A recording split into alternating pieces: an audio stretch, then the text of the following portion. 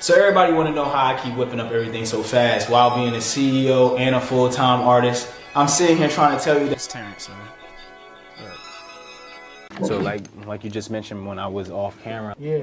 Okay, so before we get into the rap group element, I want to ask one more question about production, right? Where when I actually just went to a review with Anthony, and he was telling me about my voice on tracks. And I would love to show you some of my music at the end after we finish this to get your opinion on it as well. Right. But he was telling me like he didn't tell me what I didn't have. Like I'm paraphrasing, right? I don't want to put no words in nobody's mouth. Yeah. What I received from what he told me was that there wasn't enough low end in my voice, and then like I rap from my nostrils, like nasally. And he was referring me to like this video that Jack Harlow did where he talked about that as well, where like I don't rap like this on tracks. So if I get on a track, like I got a song where I was like, just anything I was like, I'll say, but I was like, I'll rap like this and I talk like this on tracks and it's up here. So I like as a producer, it was so interesting for me to see like that he could hear that so quickly. That is like, it was coming from my not like just a nasally part of my voice tone. And mind you, he's like, you can do that. Like if you're going to accentuate it, just make sure it sounds more, natural and fluid. Like it's not that you can't do it, but it's like it would then put a requirement on the producer to deal with the low end of my voice. So can you help me understand what the hell he was talking about more, like, and just translate that into more layman's terms? Because you're a rapper, so you can kind of help me bridge that gap. I've been that spot before with Tito. It was one time I was in the studio where Tito made this beat called Philly Road Runner. I made shit like at 19, just making a beat like that. And he taught me, shout out to Tito by the way, shout out to Ray, shout out to Ray, bro, best singer of all time. So he looked at me like, bro, you gotta write some shit and like pronounce it and speak up a little more loud, but more compressed into how you say it. Each word is a verse. Like the low verse is kind of like your bass, like your low bass. When I rapped on the beat that I made called Summer 28, opposite records, none to be tech with. It's the same fucking voice clarity that I had till now. Yeah. And now when I talk like normal, when I'm on a mic, I'll be chilling and shit and rap about some weird shit. You know what I mean? It's basically like in the way how you speak about it. Your vocal technique is what depending on how you say it, how you feel, to let a person hear. That's what we meant by that. Like, there's no low and there's no more like bass in the voice. Yeah. It was kind of like that. And that's what I really realized when he said it. I was like, because he literally pointed it out and said, like your speaking voice. Yeah. So it's like, it blew me away because he's like, you don't sound like you on the track. Like, what's up with that?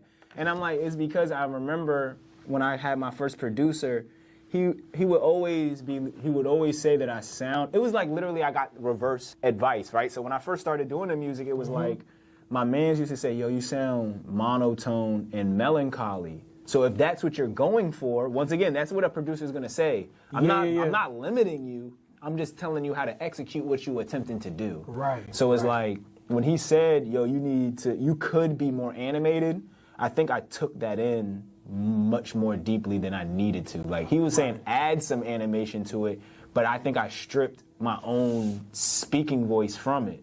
So, like, after I started doing more songs without that particular producer and I was getting in, like, spaces where I'd have to create my own direction, I immediately started hearing the difference in what I do with him, and then also what I do outside of that, because I do my inflections, my storytelling, my whole thing is different.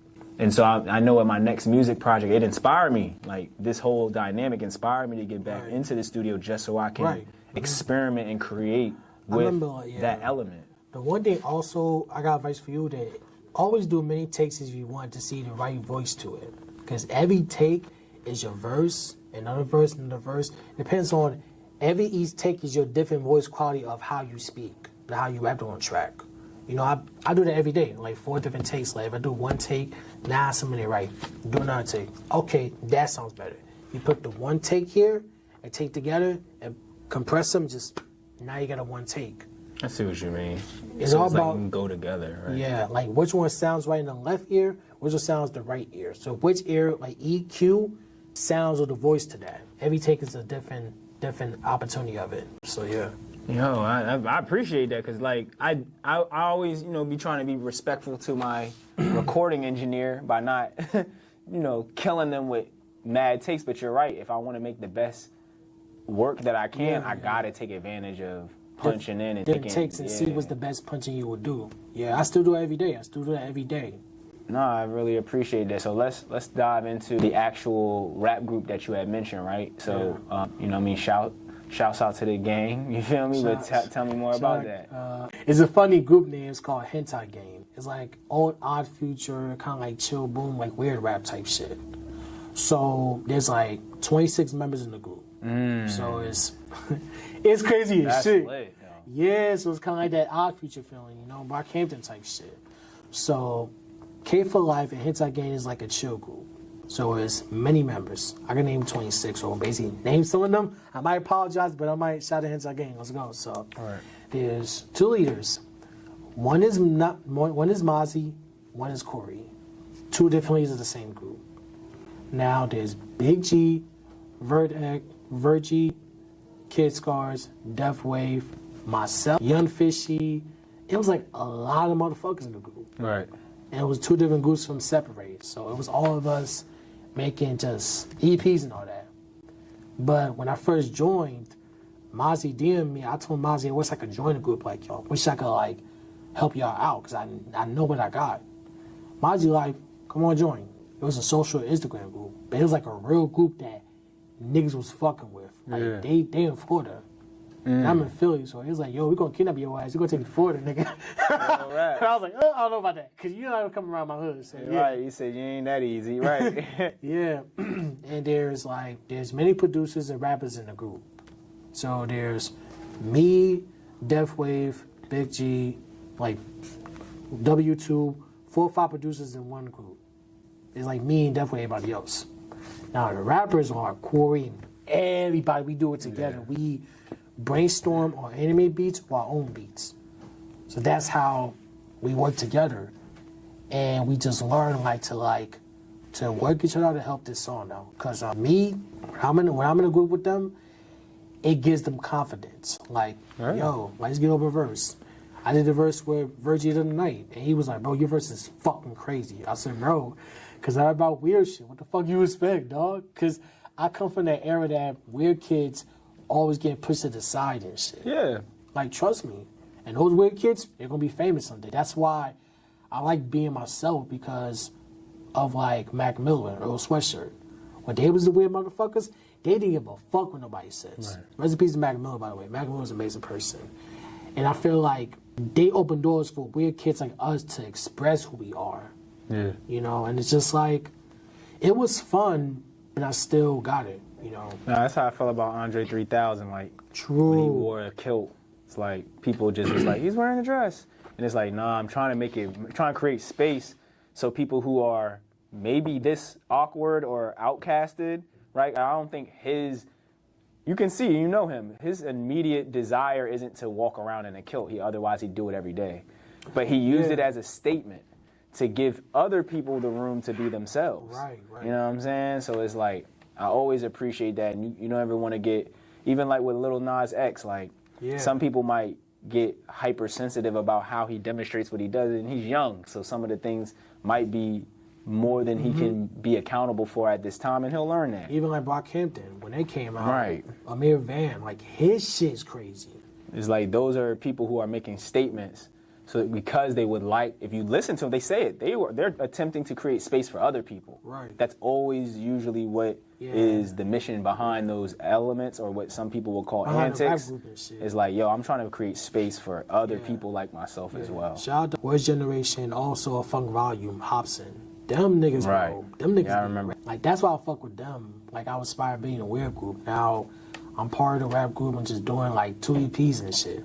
I'll be on Corey's album and the Mozzie album. So it's just like, they open doors for me because I help myself out for them. So it's like, yo, let me help y'all out. So it's like, yo, fuck, let's do it. So how much music do you have out currently? Man, it's been a lot. So it's just like, whatever, depends on how I'm feeling every day. Yeah. You know? If I make like one song, basically 2 or 3 songs, I can fucking do it. But if I take a break, then it's just like, something ain't right. That's the new ideas to think about. Nah, like, I'm very intrigued because I'm like, you said it, you ain't even outside, you're not really with the partying and the, you know what I mean, all of the haphazardous stuff, like you're really locked in to making music. And I remember being 21 and like, you only 21 one time, so it's like that amount of energy and commitment to whatever you're doing at the time is gonna literally shape who you are, and you already have defined that, so it's gonna be very, very good process for you to get to where you want to go because you've already cemented all of the moving pieces for real. Yeah. Most people don't have that sense of self-awareness, the direction, the commitment, the work ethic, like, and you doing something that's healthy versus something that's, you know, self-destructive or harmful to yourself or others, right? Because Lord knows we could find things that might benefit us, but they negatively harm others. And you know what I mean? We live in a society now that's like, well, it works for me, and I don't really care if it bothers somebody else. So I really admire how you take that level of consideration and just being diligent about doing the work that is purpose-driven, and then also, you know what I mean, aligning with a higher power. So I like to use the last part of these interviews to create Instagrammable content, if that's a word, right? Where it's like, where you're like, you know how you go up there and you scroll and they be like 3 tips to do this, or like this is how you should become that, and da. So let's knock a couple of those out, right? What are 3 things that every producer should know? And you could start off by saying it like that, like 3 things that producers should know, and then, you know what I mean, go off. 3 things a producer or a rapper should know. Number 1, just focus on yourself. That's all that matters. If it's your sound, fuck what anybody thinks. That's their sound, fuck them, that's their loss. Number 2, always be mindful how you approach. That's the 2 things that I learned, to approach how you feel. Because you may never know, somebody could be like, hey, can you make this trap beat, how you do it? Okay, but we're going to negotiate first and talk about it. 3, the third thing I think about myself all the time is just always appreciate the people around you that fucks with your shit. That's the one that people forgot about nowadays. Like, oh, I got my game, my squad. Nah, bro. Your own circle can help you out. That's the 3rd thing you should do, is always appreciate the ones around you that know who you are. Because it made them know somebody like, yo, I fuck with this nigga, come with me, bro. I'm taking my wing. That's the best feeling of being a producer, entrepreneur. When somebody knows who you are, or know you cooking up every single day, bro, I just got a fucking name in the film credits of what's next documentary. Right. Like, I was right there. I peeped you, bro. You got them credits, got my dog. roses and shit. So I was like, wow, because coming in every day, it was like, this is my second home, to be honest. Because music and production is escape from bullshit problems. That's all I'm saying. Because every music that you make is your escape from struggles that you're going through. You may never know because just don't think like, oh, I'm not gonna make it. Nigga, you're gonna make it. Just gotta like believe and know what your potential progression as an entrepreneur, what your dreams are. Yeah, I literally came to that understanding this morning, bro. Like what you said, I started doing music as an outlet. And so, you know, when I told that little story about me getting reacquainted or even just reaffirming my voice into music, right? I was like, oh, wow, this is why I actually started, was to, like you said, make that connection and fuck with myself and get a greater understanding and outlet from the things that were going on in my life. And I think that's what actually ceased my immediate like commitment or inspiration to do music, because my life was a lot more hectic and a lot more violent and messed up. So like I had something to write about all the time. And then when I started cleaning my life up, it kind of like reduced the content. And then even to the point where I was like writing songs and I was like, it's like what you said. I didn't take pride in it though. I was making my version of things that I liked.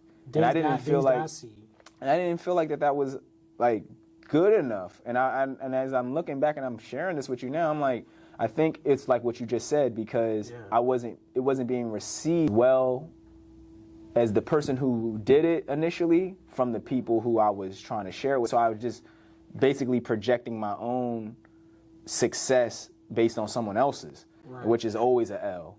But now, now that I'm more self-aware of it, it's like what you said. I go through things now, but I can elaborate on them in a creative way. It doesn't mean that, because I done been shot at. I used to be in the hood where niggas is selling drugs. You from Frankford, so you already know what time it is. So it's like, that was what I was rapping about at first. Yeah. But now that my life is more constructive, I've moved away, I got a business, I got thousands of people listening to what, so it's like, I got to shift the perspective in my music. You know what's crazy? Like, I feel like I'm in the same neighborhood as Frankford. That's always my hometown. You know, they got barbershops down there, pizza shops.